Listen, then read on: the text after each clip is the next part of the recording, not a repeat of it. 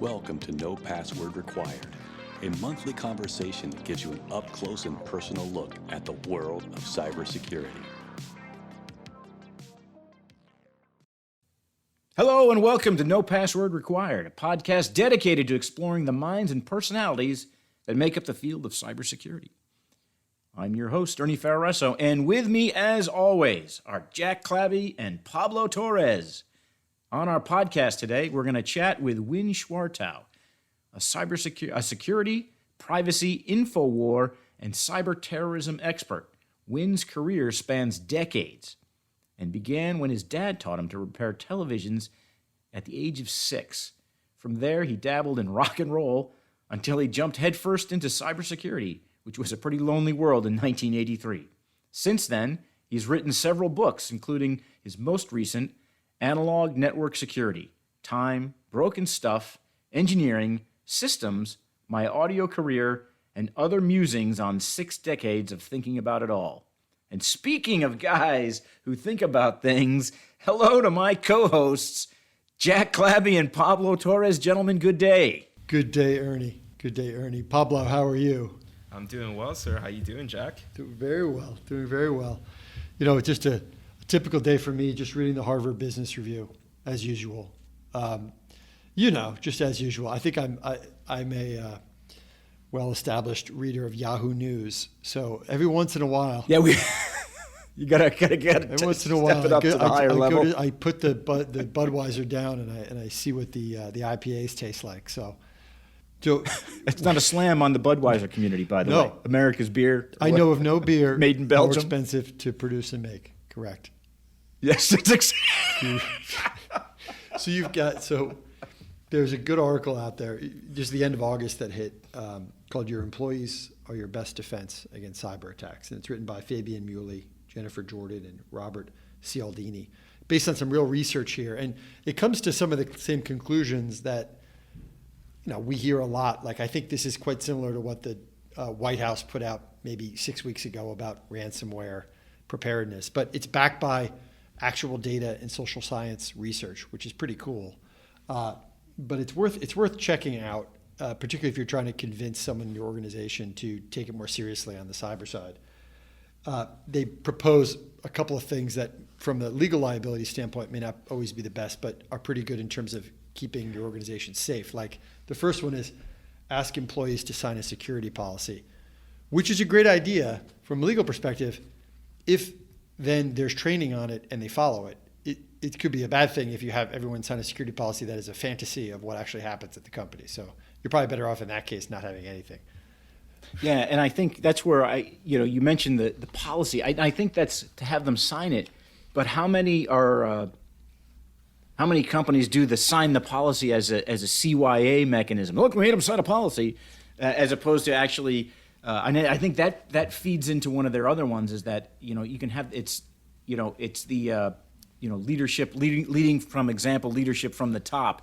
Is that it's more than just, well, look, we had them sign the policy, so we go ahead and fry them. We're safe. More so than we actually believe what's in the policy. We actually live what's in the policy. Here are 42 policies. Click this single button to agree to all of them. It's exactly right. Yes. How many people actually read through those policies? Ernie, like you said, with point number 5 in this Harvard Business Review, be like those you lead, and that's important. Ultimately, the culture does roll top down, and what I have to say about that is that if you can make cybersecurity something where you can positively associate it with neural correlations that create an increased retention of data that is going to go ahead and assimilate an entire team to take proactive measures to be good with cybersecurity and in a very private fashion, I think you definitely have a good candidate for a successful team to keep information secure. Jack, you deal with companies a lot, probably more so than the average bear, of just a variety of them. And how many times do you do? I don't want to call them repeat offenders, but where it is, it comes in and it's like, dude, didn't we come in here and help you fix this a couple months ago, and you're still doing the same thing because the leadership wasn't, they're just not taking it. They're just not taking it to heart. I mean, do you see that? It's unfortunate. And sometimes you see it within the course of a single incident. If you're responding to an incident and you're helping a company, the first 48 hours to a week, you have everyone's attention. Everyone wants to prioritize it. Everyone's solving it. You get it triaged to the point where now we're in maintenance mode of the crisis and everyone moves on. And you're like, we got this thing leveled so we could fix it. And you got to get everyone's attention again at that 1 week mark because they're starting to fatigue. And so imagine then you have an incident, you resolve it, everyone's fatigued and moves on to their day job, but no one ever goes back and deals with it. Frankly, the best in my, it's not social science research based, but anecdotally, the way to combat that is to have regular check-in meetings, one, and then two, after every cybersecurity incident that required the pulling together of the full team, to have a postmortem, to have a conversation about, okay, this is over now. I know we all don't want to see each other again and we all smell bad, but let's sit down together. One thing, by the way, that virtual meetings have solved, they've solved that problem. So, and who gets the first Mountain Dew? But when you're sitting together in a room at the end of it and you all know, okay, this is the last meeting this team's going to have before we go our separate ways on this crisis, you do have action items that are then developed that are tracked throughout the incident and assigned out. And so there's a little bit of that postmortem. And a lot of times who sets that postmortem, as strange as it seems, is the insurance broker, because they're the person who's got to go figure out how to get cyber insurance back for this company that had the incident. And so they'll say, let's sit down and have a lessons learned. I can then share that result with the carrier and see if it impacts, if it impacts what happens. The harder part is, Pablo, you were in the trenches with this. Like if you see multiple low-level events and still having, how do you stay vigilant for multiple low-level events as opposed to like the occasional spike every 18 months at a big company, right? That's hard. Oh, Jack. I have stories from the trenches. Before I get into the one that is going to directly address that question about low-level alerts, I just want to put this on the record for emphasis. Cybersecurity is dangerous. We live in a dangerous world. When I was flying back into the country on Saturday, September 11th, 20-year anniversary, it's a very, very sentimental date to our country.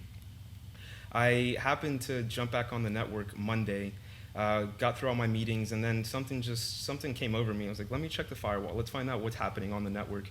I date back to September 11th, and then I look, and I see that the web application firewall was targeted 311 million different times by no other than the Chinese region. Of those 311 million attempts of all types of different flavors and variations of attacks, roughly 332,000 events were reflected in command and control attempts to execute some sort of malicious malware via some sort of method. It varies. We have the full spectrum of attempts. Yeah. On this day specifically, compared to the entire week, that right there, it hurts, and they're trying to punch us where it hurts. But then again, let's go back to the original question with the low-level events. I've come across individuals within the ecosystem, without getting into too specific of information about the data, individuals who are finding these, these brilliant ways is what I'll say, to evade all data loss prevention tools that are in line within the proxy or in line within the ecosystem when it comes to the exchange servers. And they're doing something as simple as taking snippets and screenshots of sensitive information and sending it to destinations that we probably wouldn't pick up on if it wasn't for us measuring the baseline score. What's the frequency of these individuals doing these type of communications? It's scary. We live in a really, really scary world. Man, it's like just a home burglar just testing your window, leaving a thumbprint on it and coming back another time sometimes too. I think these six, for the Harvard Business Review article, I think these 6 suggestions are probably more powerful as analytical tools. Probably better to say, okay, go through them and say, is my organization doing this, than necessarily saying we have to do these things. Yeah. Because it can probably give you I've talked before about it, I mention it again because I think it's powerful, is the idea that if I go into an organization, depending on who I'm meeting with, and then I walk around a little bit, if I'm with somebody who's C-level, and I'm the attorney, and so I'm some stranger walking around the building, and people are going to say hi to the CEO or to the general counsel, or if I'm with somebody on the incident response team, depending on who I'm with, I can learn. If they make eye contact, if the CEO will return the eye contact, I think that is a good sign. right? So if somebody who's just a regular employee walks by the sort of general counsel who I'm walking down the hallway with, and they say hello to each other, or at least know who one another are, that to me is a good sign that that's a tougher phishing target for a company to take down. Because, if a fake email comes from that CEO or that general counsel to that employee who might be in finance and say, hey, I need this yesterday.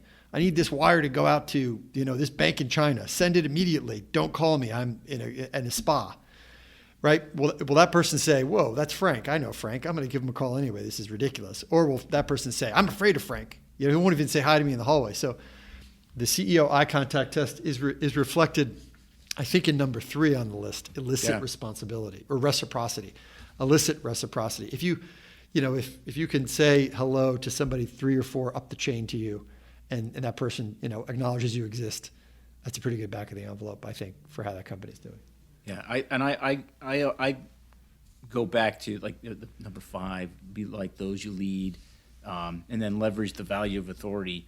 I think as we look at it, we're talking about a lot of these things now. I think it was Rachel Toback who mentioned that the narrative of people are the weakest link, and actually we need to flip that script. And it's like this article says, it's your first line of defense. It's your best line of defense, and leading by example, meaning you're taking the proactive steps. You're involved in it. You're not the one. You're not this. Everybody knows or heard about the CEO that has to go in and all they do is I need that. Oh, new iPhone come out yesterday. I need it. Or look, there's this cool G-Wiz, whatever. I have to have it and just integrate it into the system, as opposed to just okay. Hey boss, can you pause for just a second and think about how this is going to integrate with our existing technology stack? What are the implications? And by doing that and actually demonstrating that you do that's going to permeate through the whole network. I think that's what was it? Charles Barkley. You go back and say, how does Ferreso bring in Charles Barkley into the cyber thing, right? Well, remember back when he made some comment. This was years and years ago, that he didn't think he was a role model. And he didn't think so it was back in those days when he was like, I can act however the heck I want because I'm not a role model. Yeah. And I think he's come around afterwards because he started to realize that, actually, because I am a person of prominence, I am having an impact, I am a role model. And I think that's an example of it, is that, regardless of whether you like it or not, if you're in a position of authority in any organization, people are going to look up to you and they're going to follow what you do. And when it comes to something, it doesn't take, at least my opinion, it doesn't take much, right? It doesn't, and I think that's where also we can do some good work, because also you don't have to be some of these things that are going. You don't have to be a cyber guru. I mean, to do this, right? I mean, it's if you have a password, I know I know it. Hey, folks, I know it's a pain, but hey, I'm doing it. You don't see me, griping and stuff. But how many times? I mean, I think that's probably not the norm, but I think we need to get there, right? I mean, don't email stuff to your personal email address and then open it on your family iPad. Just don't do it. Yeah, it's don't do it. One would I know it's harder. Yeah, stop doing it. It's exactly right. We don't ask for much, right? Listen, you need to break. Step away from the office anyway. Work-life balance, right? That's a thing still, isn't it? Yeah, we'll have to check the files on that. I don't know. I hope so. It'd be good. I don't know. I have to say, guys, don't click on the link saying someone is bringing coffee and donuts to the break room when we're working from home. Come on, let's use common sense. It's not hard to be good. But they're bringing donuts. There's a 1% chance that I'm getting donuts if I click on this link. That's exactly correct. Donuts? What if I don't? That's going to be haunting me all day. That's right. Oh, my goodness. Email. Be gone. Yes. So, anyway, speaking of haunting, when we come back, we're going to have some haunting discussions with our guest, Winn Schwartau, and he's going to take us on a journey from way back in the 1980s up until today, so stick around. Have an idea for a guest or topic? Send an email to info@nopasswordpodcast.com. All right, welcome back. Our guest is Winn Schwartau, a cybersecurity pioneer who's often referred to as the civilian architect of information warfare. The Ponemon Institute, where he is a fellow, describes Winn as the go-to guy when people want straight shooting, no BS originality.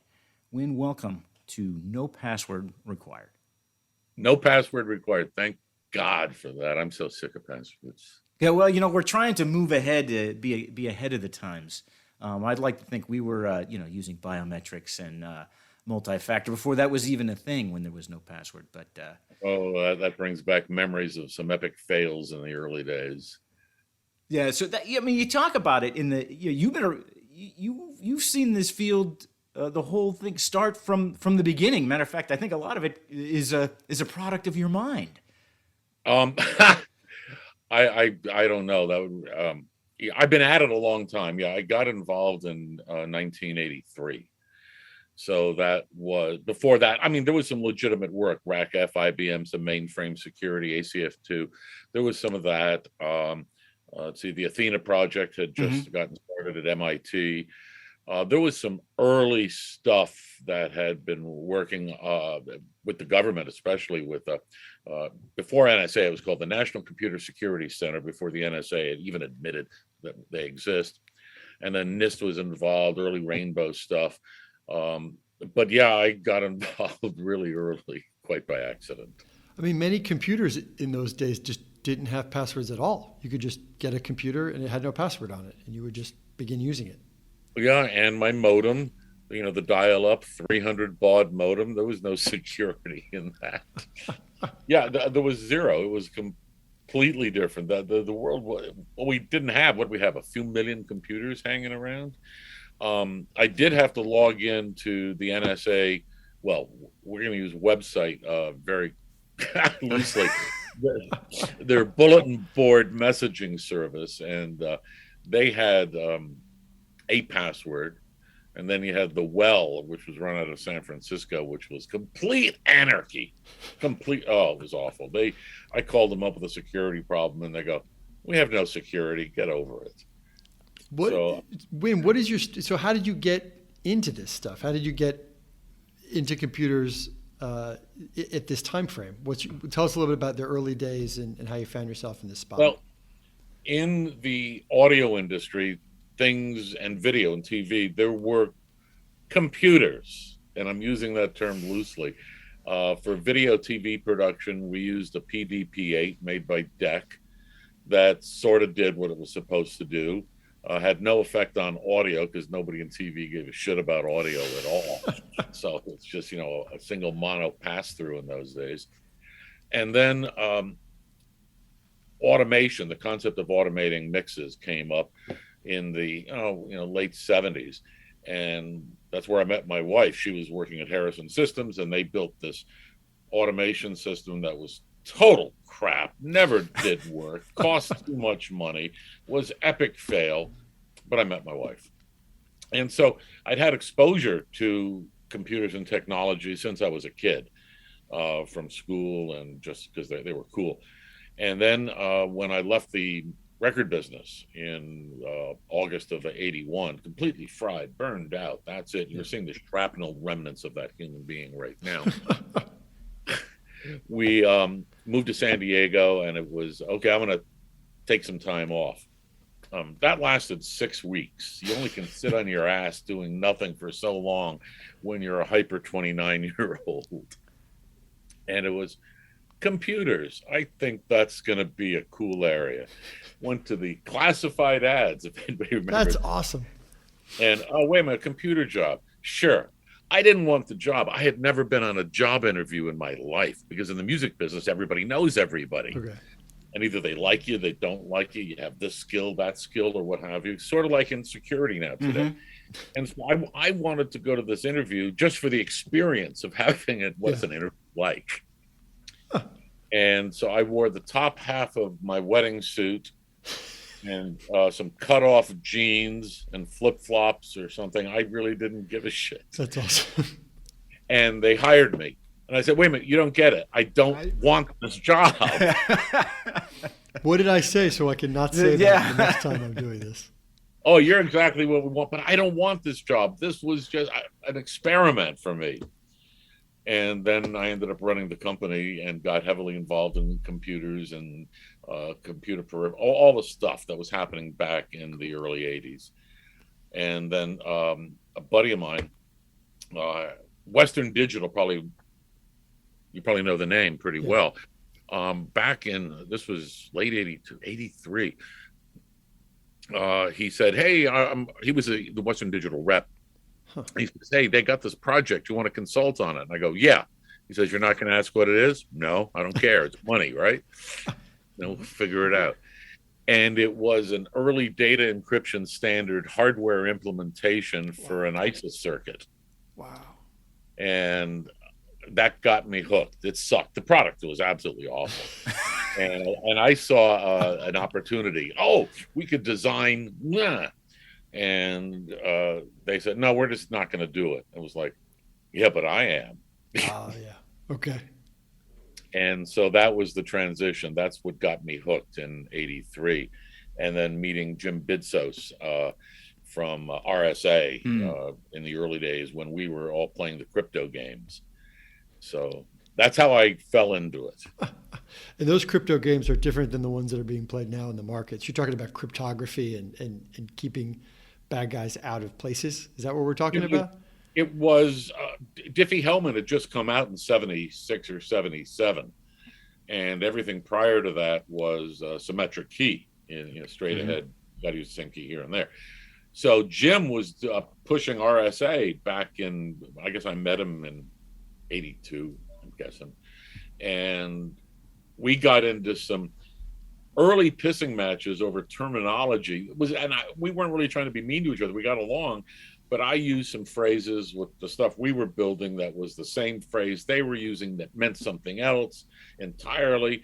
And he went off and made $900 million and I didn't. Jack, that's in your field, right? Words have meaning. That's how it's. Oh, yeah.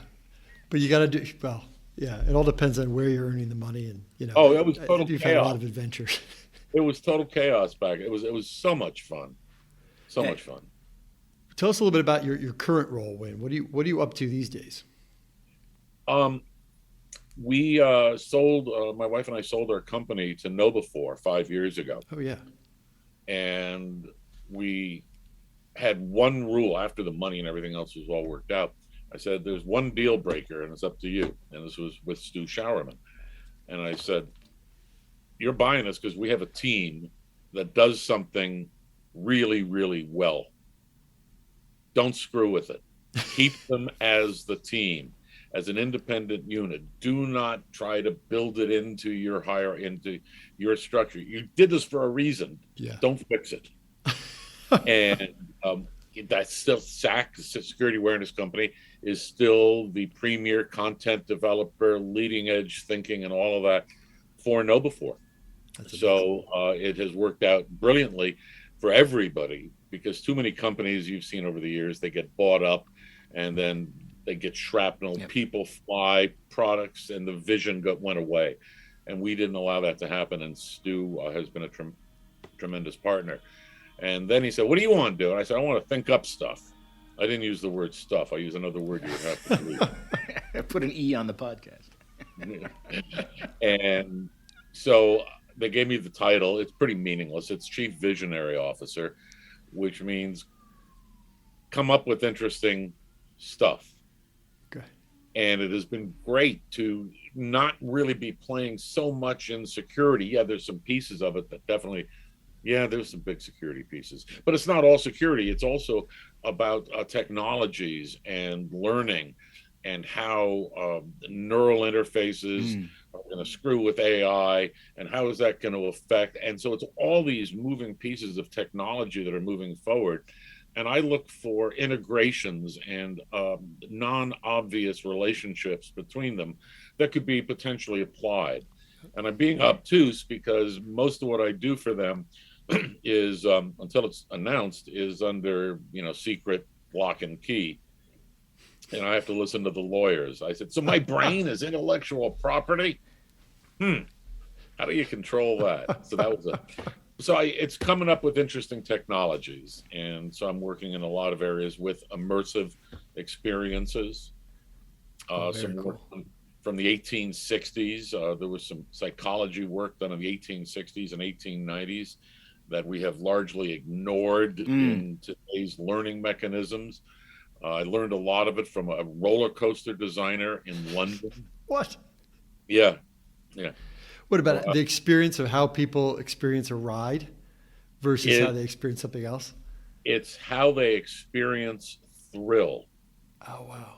And what it does to your endorphin system, how the detection reaction systems in our brains react over what time period, and what are the biochemical results of that can enhance learning.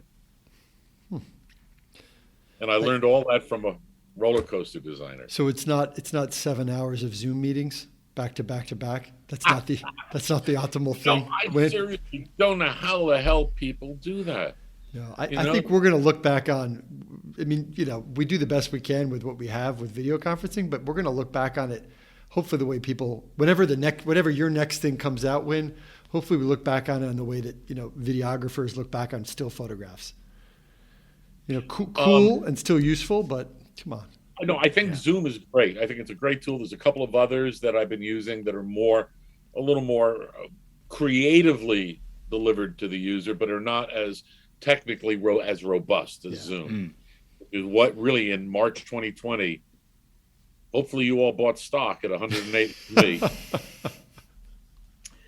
But it was the only one that reliably worked out the gate, and then So when I say 7 hours of Zoom meetings, it's not critical of Zoom; it's critical of meetings. Yes, got it. In general, that makes sense. Because I don't play very well with other people in those kind of corporate hierarchical decision matrices. Well, think about video games, right? Kids can play video games now, or adults can play them for hours at a time, and there is interactivity, but you're an avatar that moves around a three-dimensional space, which is quite different from looking at each other's slightly moving faces. And the other thing there is that depending upon the psychoacoustics that you're using, they can also be completely relational to your physical location. You migrate in game space, whatever the appropriate term is. A lot of effects. I went to a VR thing in Tokyo. My son and I were there to go skiing, and I said, we got to go to Tokyo and have some food, and I want to see some VR so I can write off some of the trip.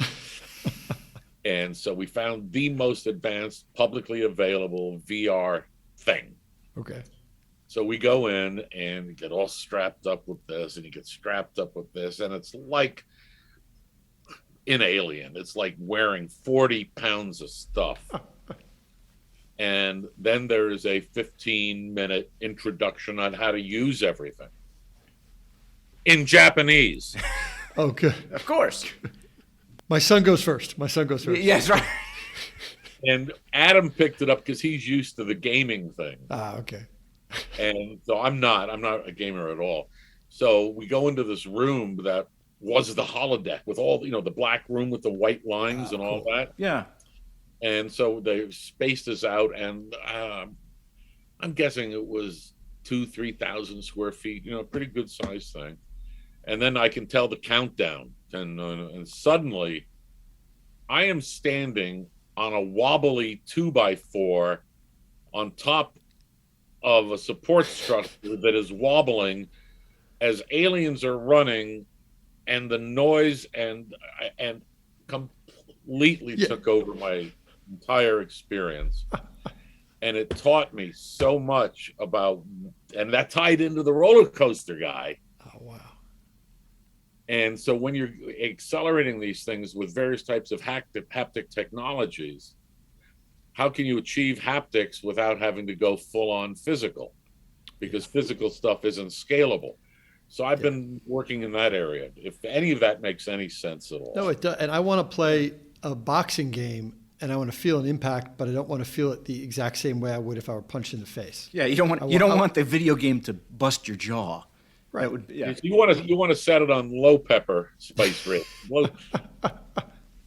How did you? So you have a public persona about information war, and you're an expert in that area. How did you transition from what you were doing to learning that a computer could be an offensive weapon for warfare?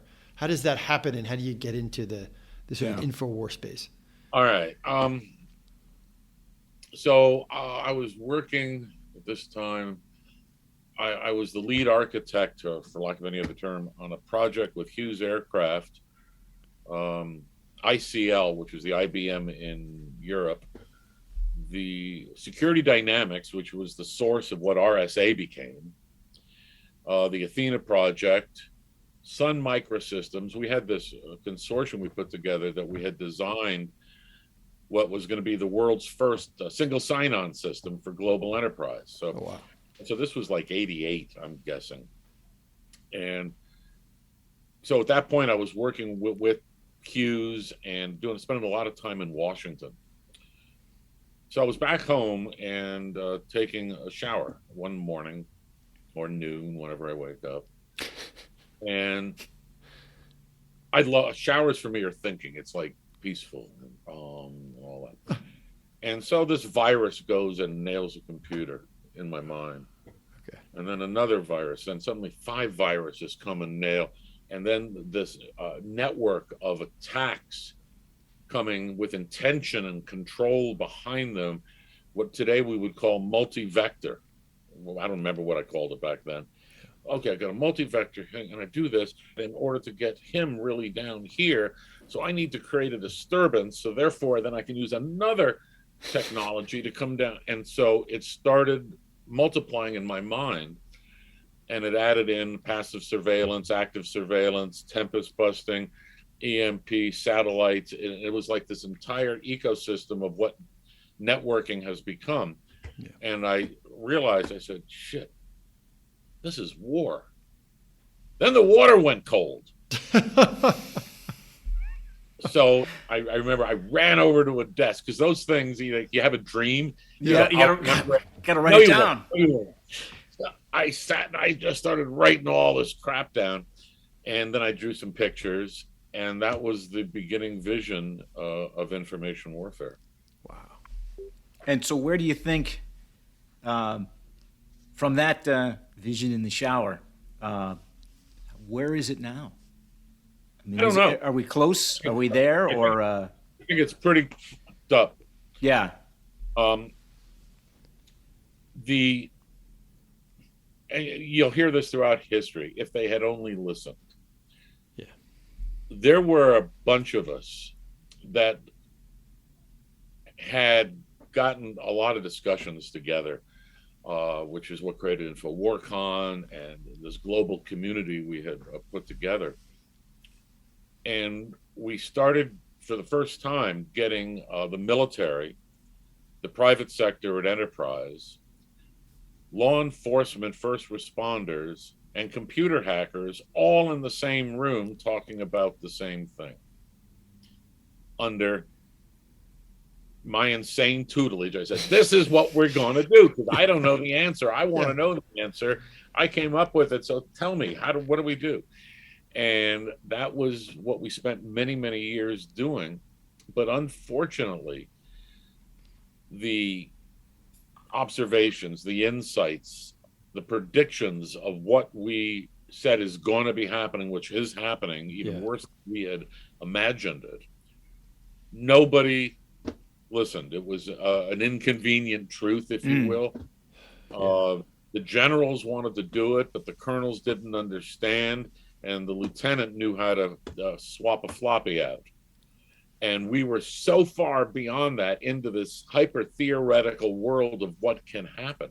Yeah.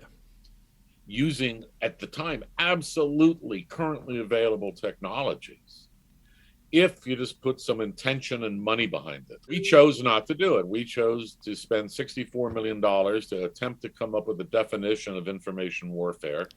And they ended up using finally the one from the book.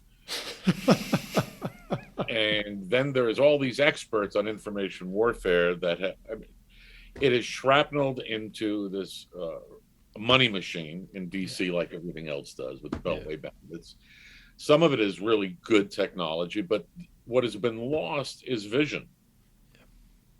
There is no vision. There is no leadership for the little world we lived in. Okay, but maybe I was the leader of the inconvenient truths, and okay, let's think of it this way and not this way, or let's think of it this way, and put people together that have never met before to come up with novel approaches. That whole thing went away. That whole type of free thinking went away by roughly 2003, maybe a little bit later, and that's one of the reasons I left the field after 14 years. It was like, this bullshit. I'm not gonna go do meetings, which is where you began those things. They always wanted to meet, and I finally said no. Well, why not? Because I quit. I'm not doing it anymore. You do a lot of direct talking to audiences. You do a lot of speaking. Is that still something that you do? I know you've done it over the years. Are you still out there talking to large groups? Define out there. Oh yeah. Now you've been to some. Yeah. Now, yeah, before this, I guess. Before the last 2 years, you were out a lot. Do you think you hopefully can get back in person soon? I have not been in front of a live audience since RSA, February 2020. And oddly enough, I'm supposed to count up how many I've done in the last couple of years for this year for reporting purposes. Yeah. And it's like, I've done 40 or 50. So I've done a lot. And I'm not going to go to the old ways. Yeah. Of pop into a city for an hour, Bullshit. I'm going to Paris for 6 weeks, and I will adjust my time zone, but I'm doing it from here.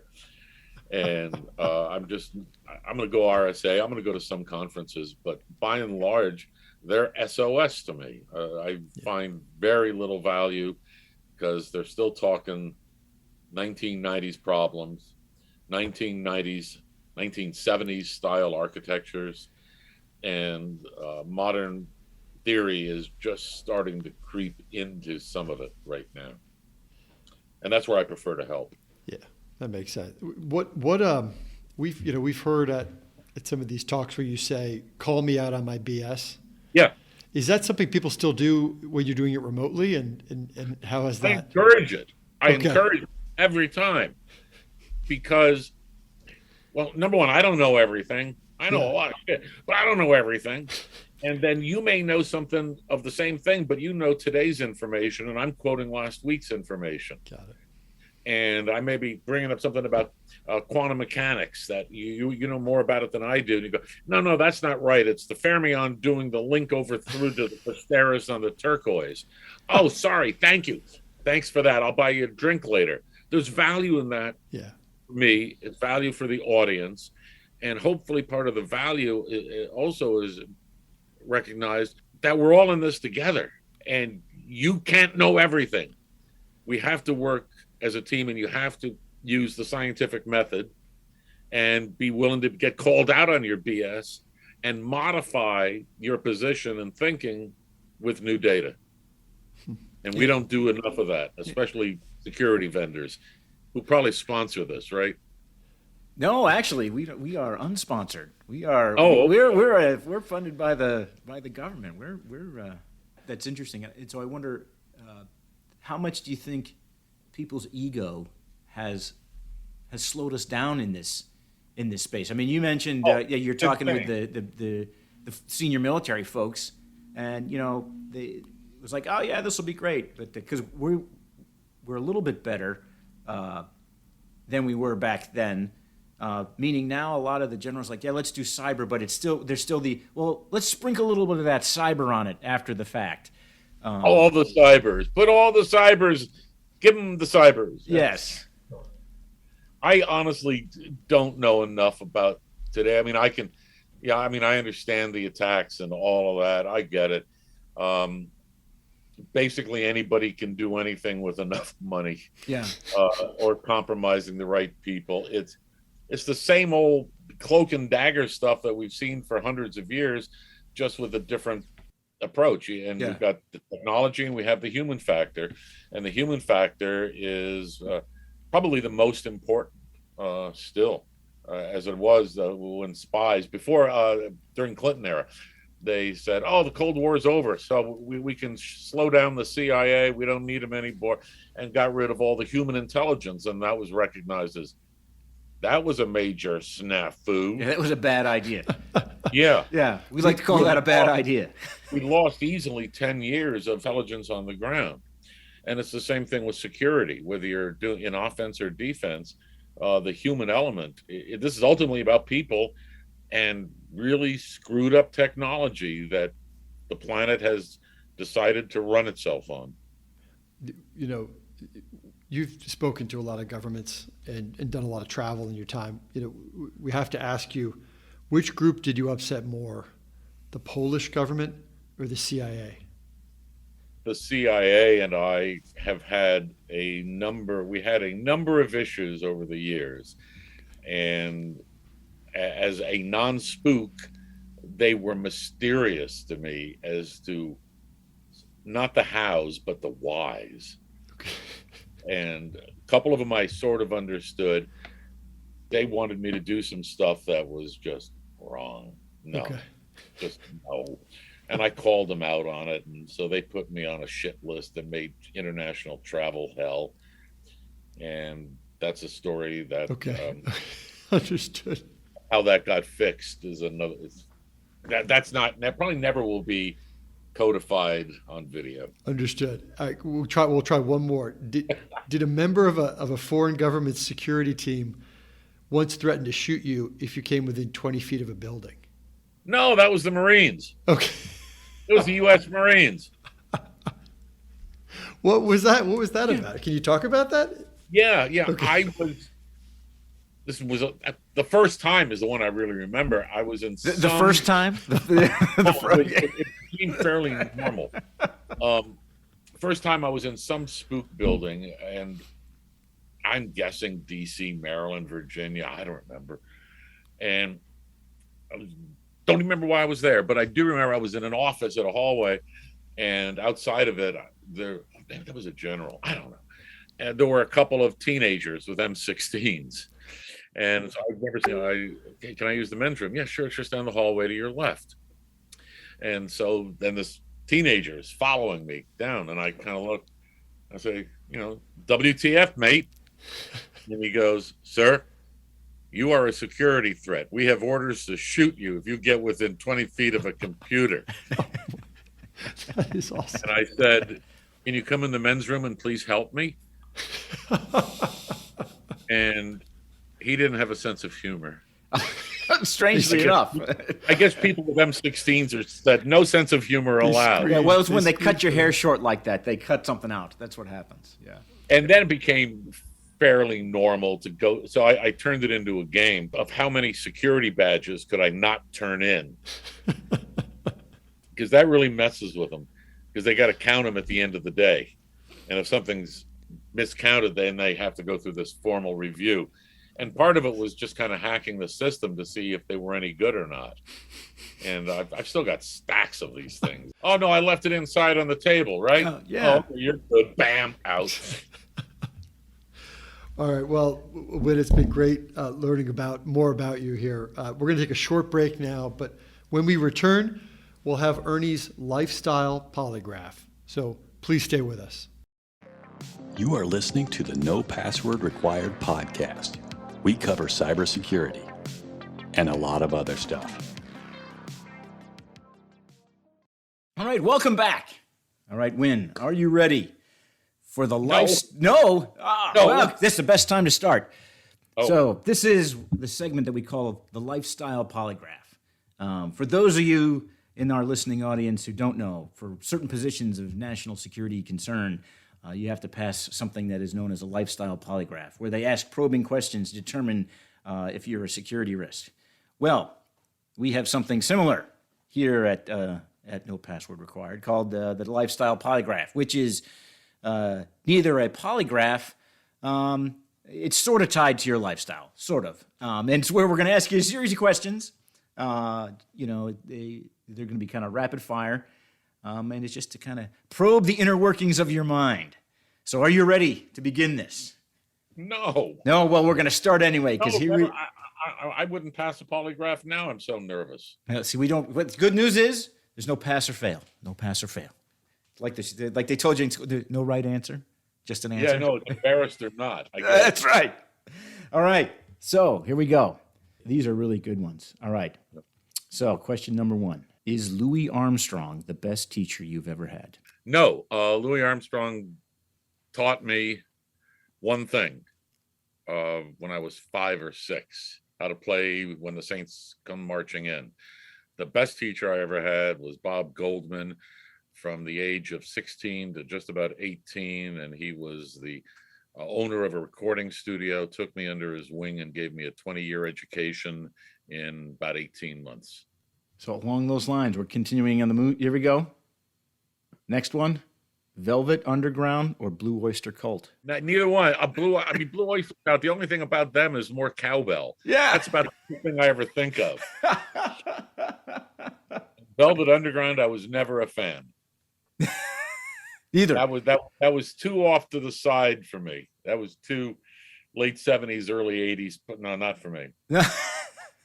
So we'll just go more cowbell. More cowbell. All right. Yeah. And it's it's funny that's what brings it in, right? It's not their actual music, it's the Saturday Night Live skit that and I think that's probably right. That's made them I want to say that's like their only thing was Don't Fear the Reaper. That's like they could be classified as a one-hit wonder and that's about it. I guess they've never been on my radar during my career. Yeah. No. Yeah. And hey, you gotta have that cowbell. So, and a more important question. Is Chicago style pizza actually pizza? If not, what is it? I have nothing against Chicago style pizza. There's a lot of Chicago style pizza that's very much like New York pizza. But now if you're talking about the deep dish square, that is a specific style that was sourced there, but they also do have double folded greasy pizza too. I'll go for because the other one just gets a little bit more like lasagna, and as long as you got sausage and pepperoni on it, I'm good. Yeah, so it's not you could go. It's just a different. Yeah, but just no pineapple. Yeah, I think you're right. I think that's I've had the same type of when does it become not right? Pineapple. What's the essence of because pineapple? That's just. Okay. One could say any fruit or vegetable. Well, did you count mushrooms as vegetable? What about peppers and onions? I know that. So where do you make that? Where's the line? Yeah. It's totally arbitrary, and I'm right. Next. Yeah. Every New Yorker will say the same thing. I mean, I grew up next to pizza places, so you go in with your 15 cents or 10 cents and get a slice. That's the 1920s for you guys. No, you could get 2 slices and a Coke in Newark, New Jersey for like $4, maybe 15 years ago. And now I think that same combination is $9. It's like inflation is seen in the 2 slices and a soda more readily than anything else. Maybe buying a hot dog on the street is another place you can see it. Oh, well, that's still $5. New York or Chicago, either one. All right, here we go. Mm-hmm. Next one. You frequently end your tweets with, quote, OHM. Why? I don't do OHM. It's OMM. OMM. Okay, so it's OM. Ah. And is that the... So it's religious or spiritual? I got it right after the 2016 election, so I could have some occasional peace by just looking at my arm. Has it helped? Mm-hmm. Yeah, that's good because it's been, needless to say, for a lot of reasons, it's been fortune cookie interesting times, and. I don't use the word interesting times. That's a Confucian curse. Yes. Yeah. And we're pretty darn close to that. So that's why I use and the symbol, and it feels good. Yeah. We could use some of that in where we're at today. Well, we need some humanity back, and I want to hopefully help bring a little humanity back maybe into the security industry. And so I'm working on it. I'm working on a thing actually for prison reform. Oh, wow. All right. Yeah. Yeah. That's obvious. quite clear that I'm doing. Well, it. Well, that's, yeah, I was going to say that was like right on my thing. I bet you he's doing stuff for prison reform. Is it data related? Is it like, because I know there's been a lot of talk about how much they charge for long distance phone calls over the years, and now they're charging per email. So No. This is right now between the only numbers I'm using right now are the U.S. and UK, because they're pretty easy. I'm not going to get a whole lot of numbers out of Zimbabwe, Rwanda, or Russia. So I'm using those two, and roughly $360 billion a year of direct costs go into the current law enforcement incarceration system. And then you start saying, or I start saying, yeah, but 80%, 70%, whatever the number is, they're nonviolent guys, and do they belong in a professional school for felons to destroy their life, society's life, their family's life, and the sidereal cost to society. Yeah.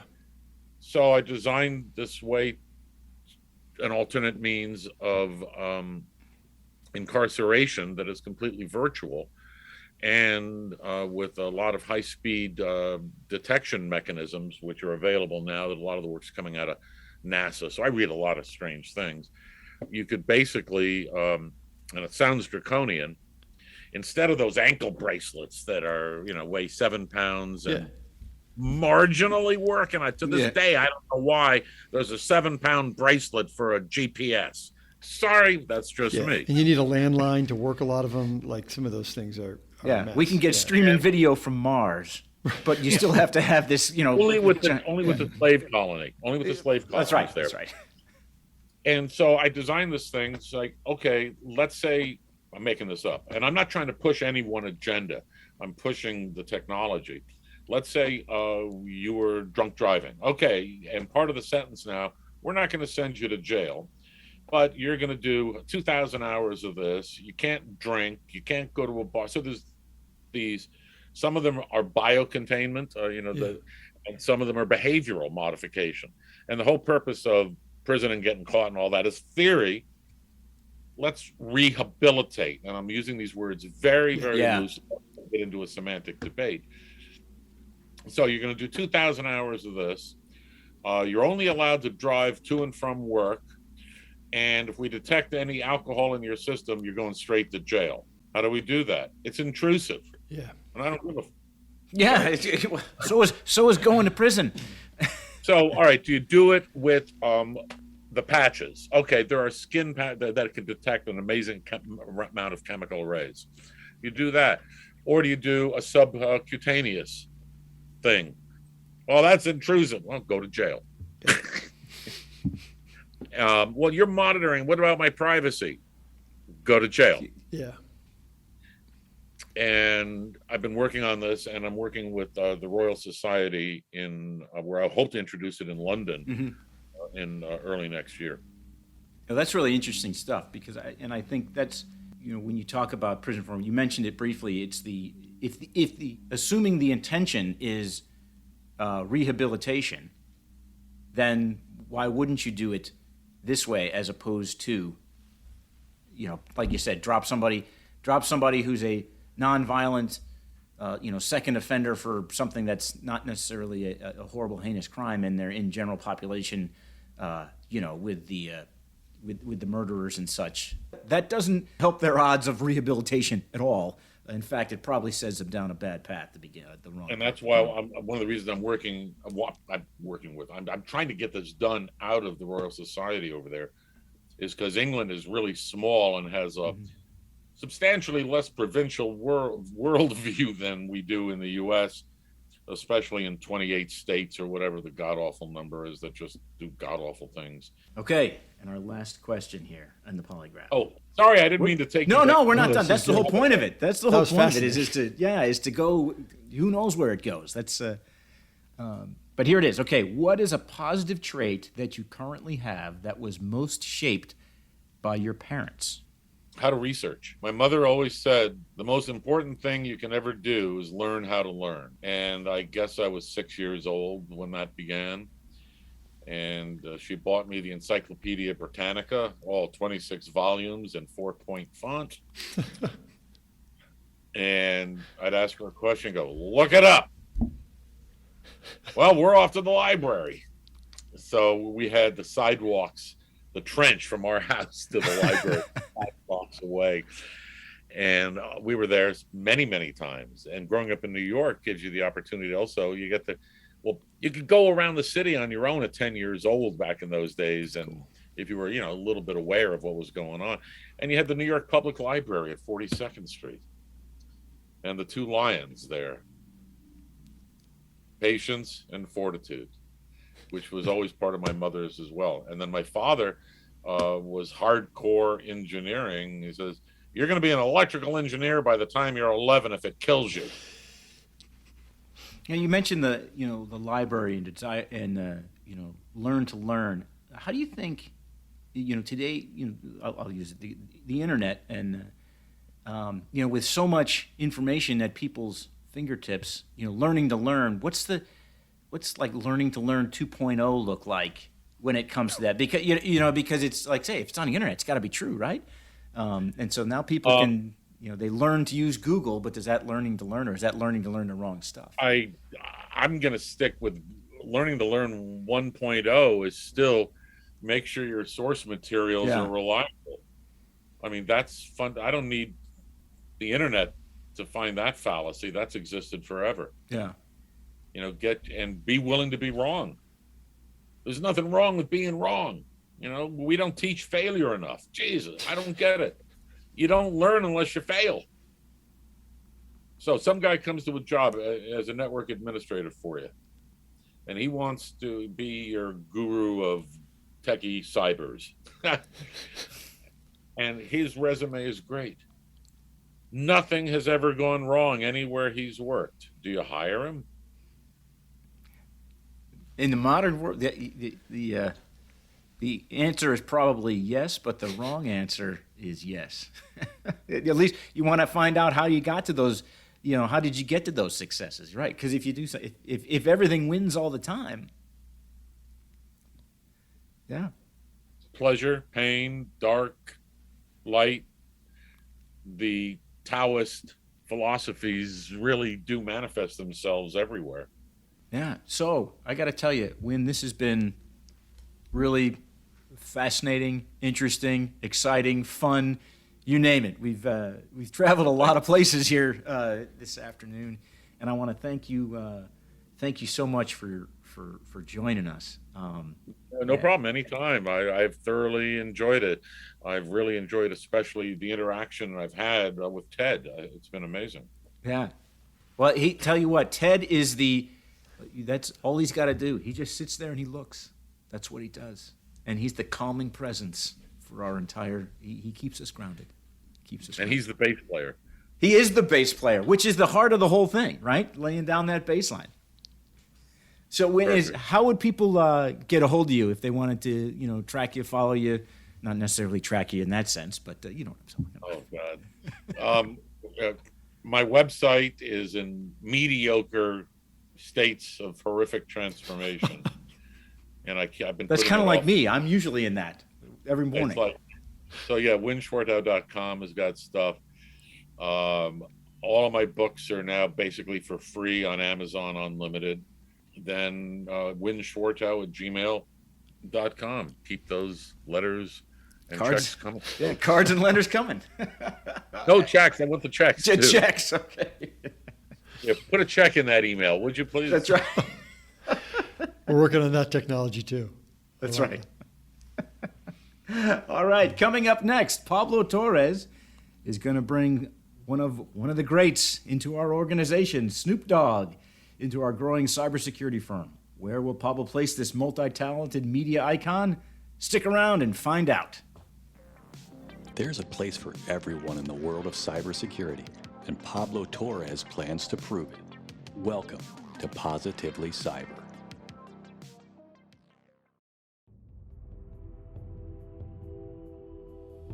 Welcome to Positively Cyber. I'm your host, Pablo Torres. On today's episode, we're going to discuss the intricacies behind the proverbial magic touch in the arena of cybersecurity. What is the magic touch, you may ask? Well, loosely speaking, it is a skill of which an individual possesses the knowledge to live the life of a cybersecurity professional that transcends the many layers of separation keeping the clear web, the skitties, the devs, and the hyper-intelligent bots separated for very good reason. In a world where saying less is more, we need to find the right fit to provide our team steadfast stewardship when proactively seeking data to stay abreast of the most emerging nefarious trends on the Dark Net. We need a Dark Net Intelligence Analyst. For a moment, let us keep in mind, humans have evolved over the last 50 to 60,000 years. Humans have always been targeted, of course, all relative depending on the various circumstances. Nevertheless, we understand safety. What we do not understand is security. Security is not part of our language, and immersing ourselves into this mindset to form a culture around privacy is no easy feat. Notwithstanding, it is a challenge we must execute on. It is a challenge that our team happily accepts. When hiring someone to conduct darknet research, you need to have someone reliable, someone with the skill set so vast that they can instantly find common ground with any nefarious actor they encounter along the path. On any given day, the dark net is easily frequented by over 1 million individuals all surfing the network, through which they are procuring, encrypting, and transmitting data to numerous virtual private servers. These personalities can all uniquely deviate in their respective intent, and this can be displayed via the numerous variations of black hats, gray hats, purple hats, and possibly a dozen other types of cyber ne'er-do-wells wearing hats on the frontiers of the deep web that we have yet to discover, whom quite frankly can offer more good to our society and our infrastructure than harm when allowed the opportunity to do so. Discovering this type of talent early on is what keeps frustrated hackers from exploring the possibilities of what can be done behind the keyboard, from maturing into a full-fledged state-sponsored contributor for hire that specializes in the business of illicit data pilfering and retrieval. Let's be honest, attempting to gather information from savvy cyber criminals is a delicate process. One single word can be the difference between retrieving data that is essential as a vital piece of intelligence, or conversely, having your cover blown. Navigating the realm of spam bots, DDoS services, node transfers, and nefarious developer groups is not a simple walk in the park. We need the right fit. We need someone that we can trust. Our fictitious cyber security firm starts every investigation with a question similar to how our friend Charity Wright starts in her investigations.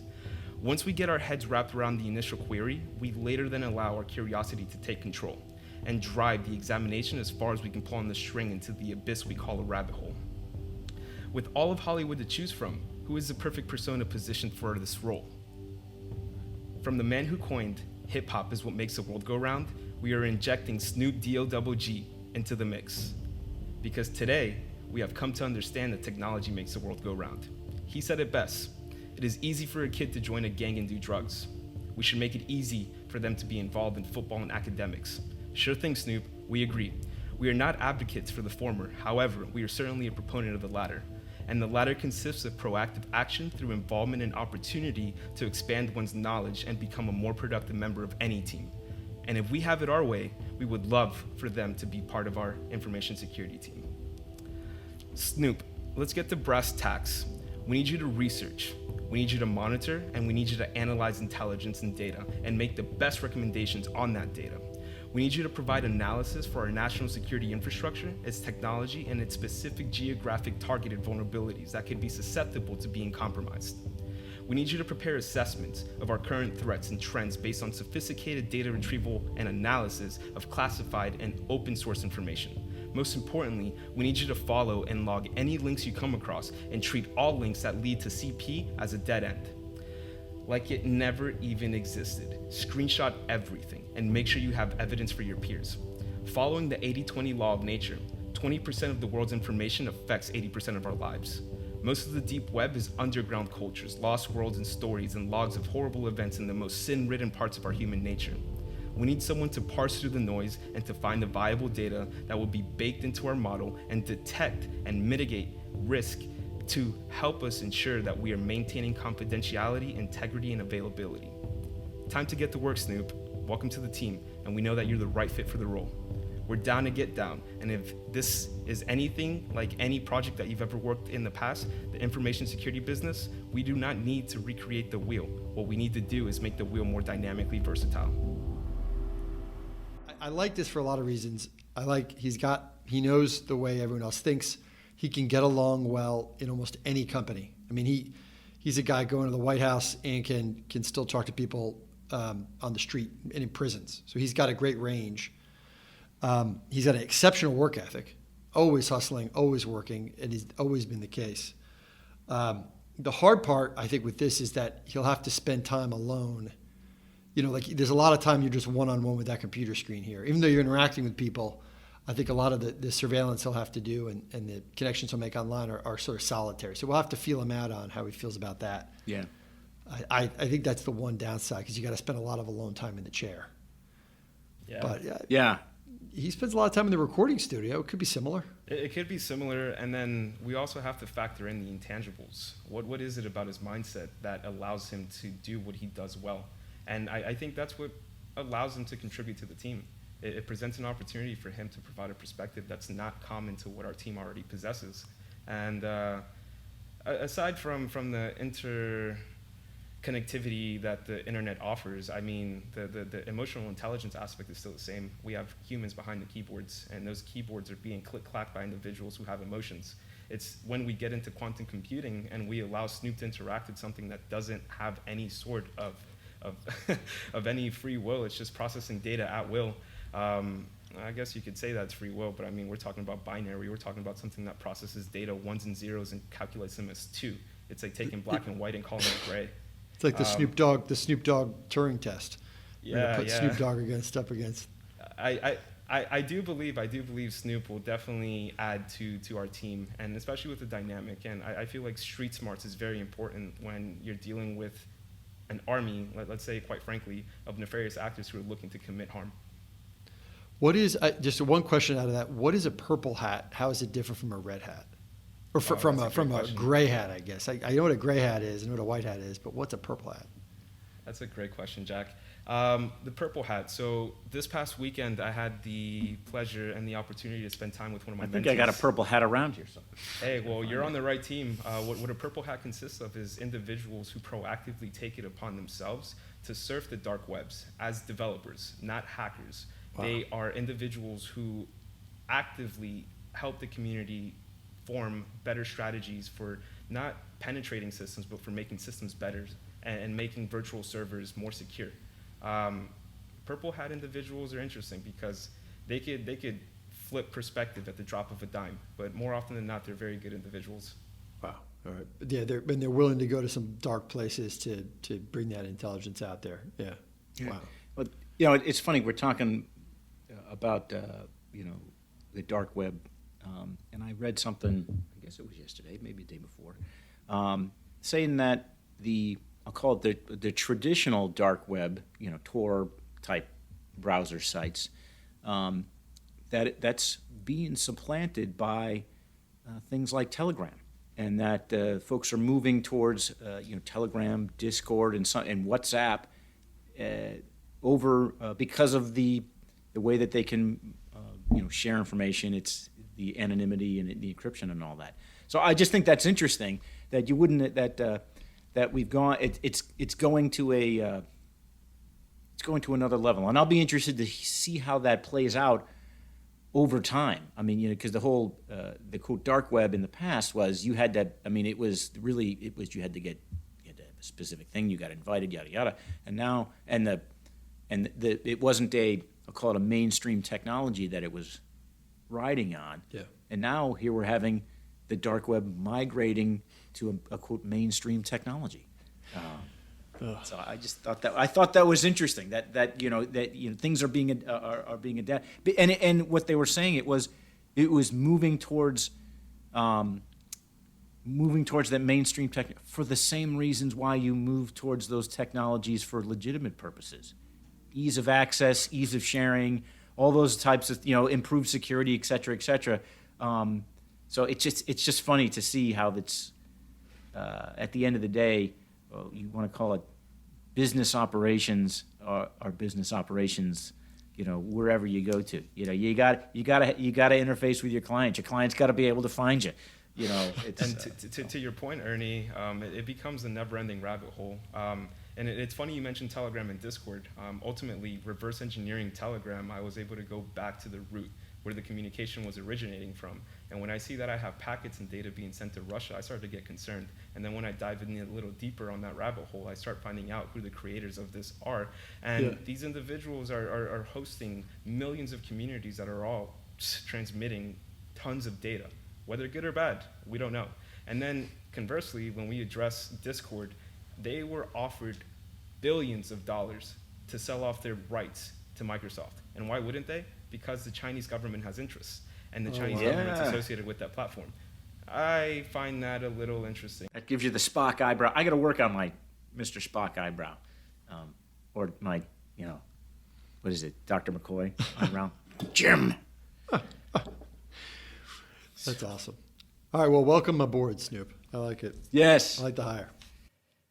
Well, ladies and gentlemen, once again, that brings us to an end of this program, and I thank you very much for joining us. First and foremost, I have to thank my co-hosts, Mr. Jack Clabby and Pablo Torres. Always a pleasure, and a special thank you to Winn Schwartau, our guest, who has showed us that the baseline is the most important line in just about everything. So remember, please rate, review, and subscribe to No Password Required Podcast. Keep those cards and letters coming. Send your questions and comments to info@nopasswordpodcast.com. I'm Ernie Ferraresso, and thank you for listening, and we'll talk again soon.